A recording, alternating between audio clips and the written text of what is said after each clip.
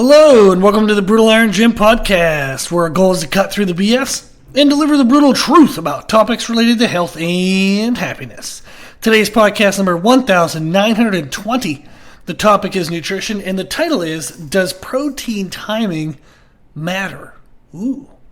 A client and fellow trainer sent me a video from YouTube from Lane Norton, and it was on the subject of protein timing. I would suggest you check out the video if you're interested in this podcast at all, because it has really good content. The title of the video is titled, Is This Study the Death of Protein Timing?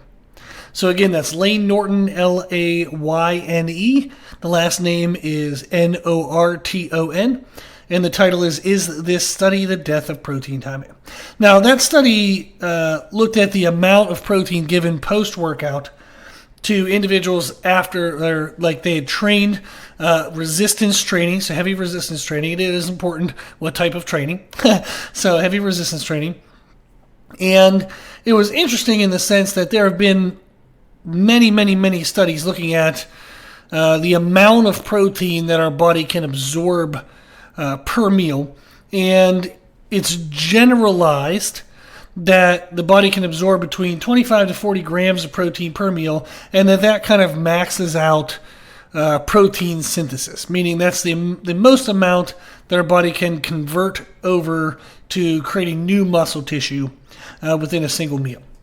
Now, with that in mind, many people then kind of took that recommendation and said, okay, well, if the body only can absorb well and utilize well 25 to 40 grams of protein, if I want to get in 200 grams of protein, 250 grams of protein, I'm going to have to eat a lot of meals. So the recommendation started to be that you needed to eat more times per day if the amount of protein per meal could only be capped at 40 grams per meal.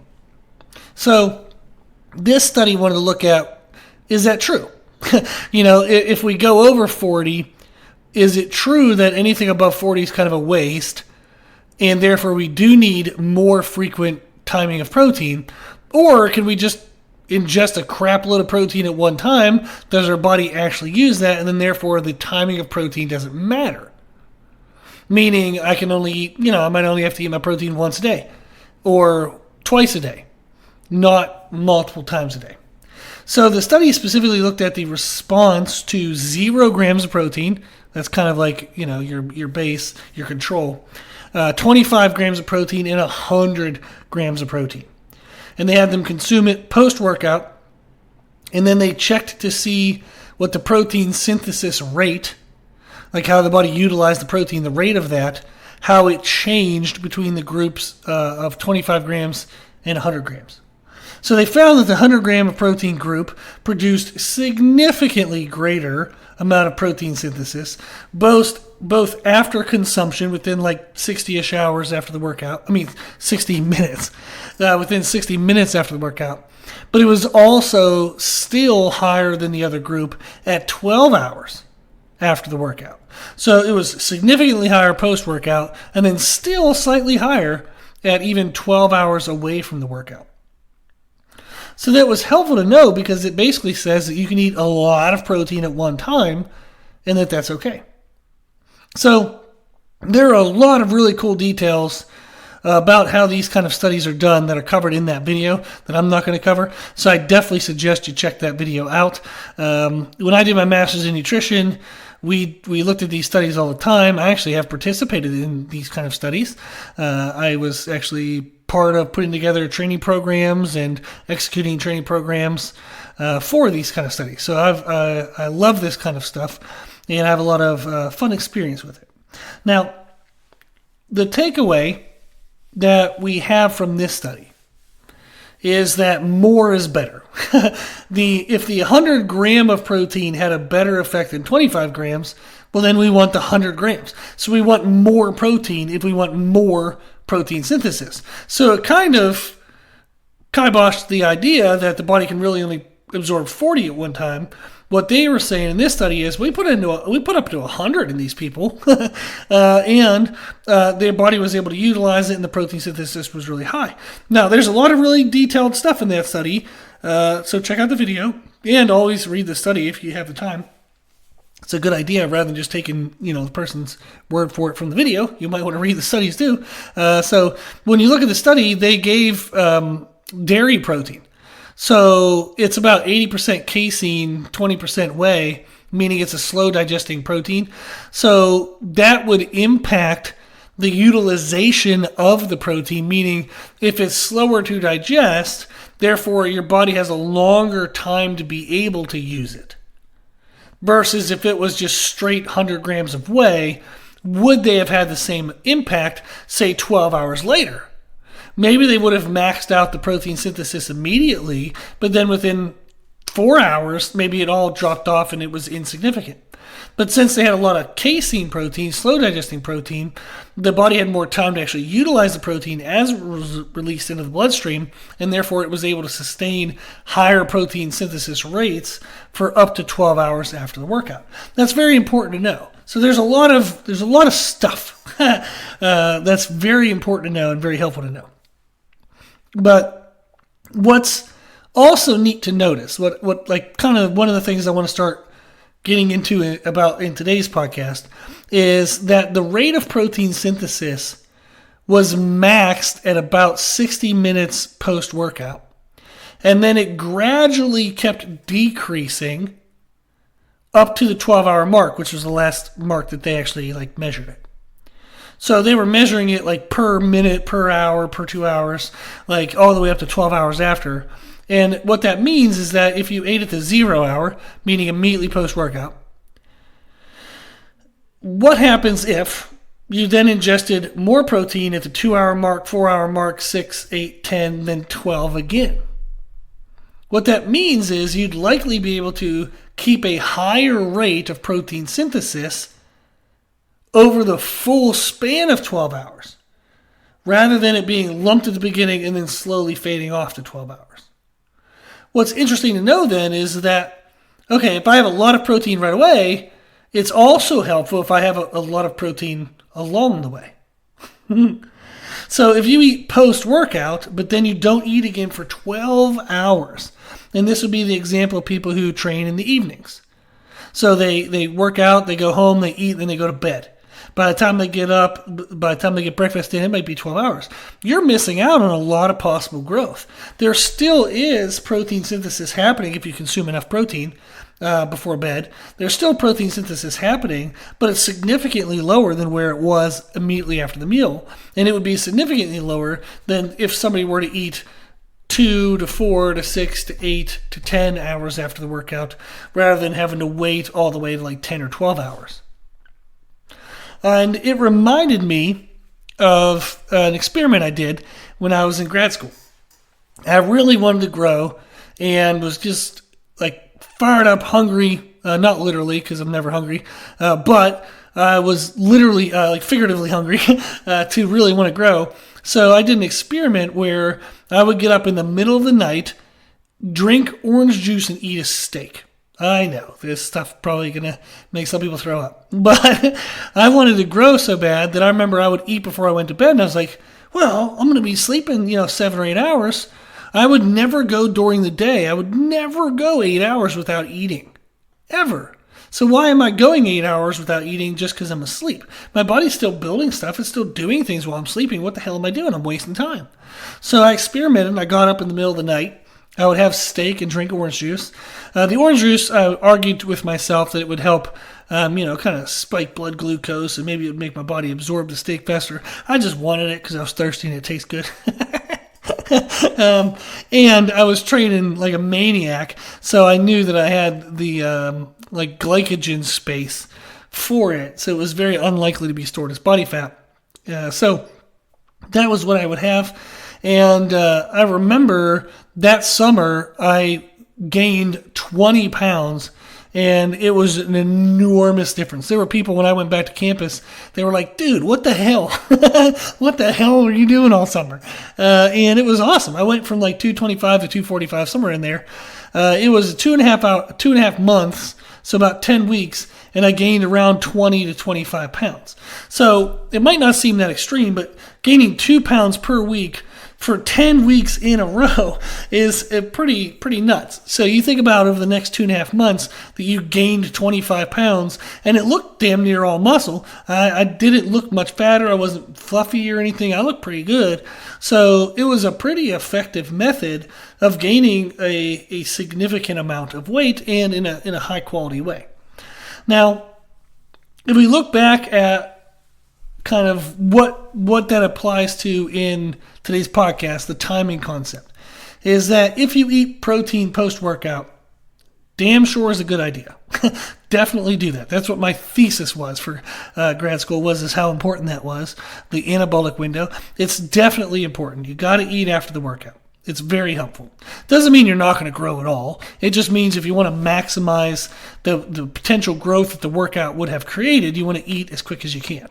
So if you're going to put in 100% of the workout, you want to try to get 100% of the growth impact of that. You don't want, to train 100% intensity and effort, but then miss a meal or not eat until later, and then you only now have 70% of what that workout could have produced. That's not fun. So we want to eat as quick as we can after the workout, have sufficient amount of protein, and then it tells us that the sooner we eat again, the better. Now, there are studies that say the opposite. There are always studies that say the opposite. In grad school, in one of my classes, we had an assignment every week to find an opposing study from something in class or something that we would consider to be kind of commonplace or, oh, yeah, of course, that's true. And the professor would be like, well, go find me a study that says it's not true. There was always a study. That was crazy. There was always a study, no matter what the topic was, no matter what it was. There was always a study that aimed to disprove it. Now, what's interesting is you can find studies that kind of argue against a good point. What I would suggest then is to look at studies and find like as many as you can, and then say, okay, if I find 10 studies and 7 of them say this thing, then that's probably the thing that's more so true, right? Now, I've seen the impact of protein timing not only for myself, but also for clients. When clients eat within a controlled calorie amount, they eat a specific amount of protein, and they eat more often, they tend to look bigger, look leaner, and they tend to actually have better energy as well. The less frequent somebody eats, the more flat they look between meals, the softer they kind of have in their appearance, and they have larger energy swings. And this is just like most people on average. And that can lead to discouragement, and it can lead to poor choices, food choices, when their energy is low. We don't make our great decisions when we're tired. So in general, I recommend that people consume food 4 to 5 times a day. And this tends to be a frequency of every 3 to 4-ish hours. And for most people, that's pretty, it's possible. Let's say that. It's possible given almost any profession. I've worked with over 3,000 people. I have like any professional schedule, you name it, I've worked with somebody who did it. And we were able to find a way. People have had protein shakes in their company bathroom. I've had guys that would load trucks and they had protein bars shoved in every pocket they had. We found freaking ways to do it if they were like hungry enough to do it. So almost any profession, almost any lifestyle can allow for it. There's definitely some prioritization you got to do. You got to make some choices, and you got to prepare. But it can be done. So I would recommend that people eat 4 to 5 times a day and kind of divide their protein up somewhat throughout those meals. It doesn't have to be perfect, but there's no point in eating a meal if it doesn't have enough, like a lot of protein in it. Otherwise, you're just eating it for energy. But if we're looking at frequency of meals for muscle growth capacity, you want to have protein in each of the meals. So that's why I would typically recommend eating 4 to 5 times a day and make sure that there's protein in each meal. Now, again, there are studies that disprove that. There are people that will claim that they try something different and it works best for them. So there's always counters. What I would say is when you run into that is to look at as many studies as you can, find the commonalities, see which, in the mass population of studies, which side is favored more. And then also look at the bro science. Don't forget bro science. Meaning don't forget what people experience who actually live it out day by day by day by day. So if you look at bodybuilders, the most muscular people on the planet, they most commonly eat multiple meals a day, 4 or 5 or even more, and they have really high protein diets. So they eat at least a gram per pound of body weight or more in protein, and they're massive. And they eat very frequently throughout the day, and they're massive. So if the bro science is saying do it, and at least half of the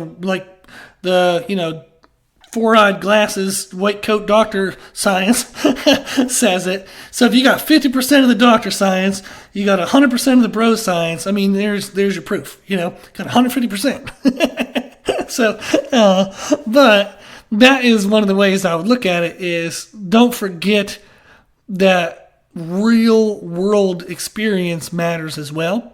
You don't only want real world experience without any science back it up, but also vice versa. You don't want to just believe in the science blindly whenever there's, real world experience and thousands and tens of thousands of people who would say otherwise.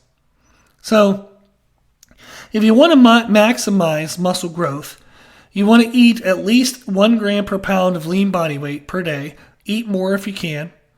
Have your calories above maintenance level, enough to kind of push your body weight. And now this is if you don't, if you're already at a body fat percentage that you like.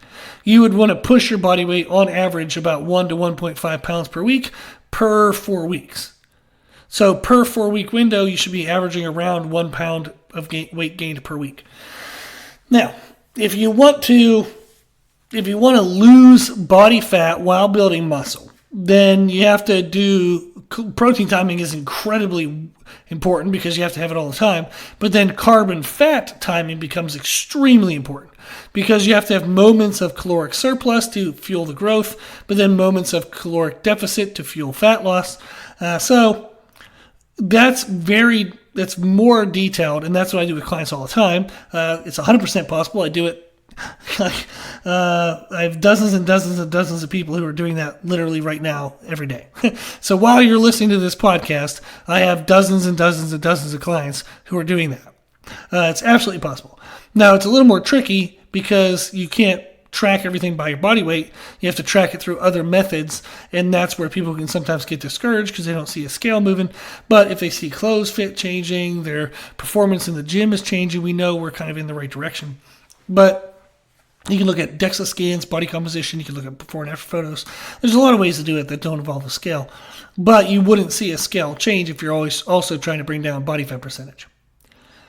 The idea is that, does protein timing matter in the sense that can you just eat all of your daily protein in one meal?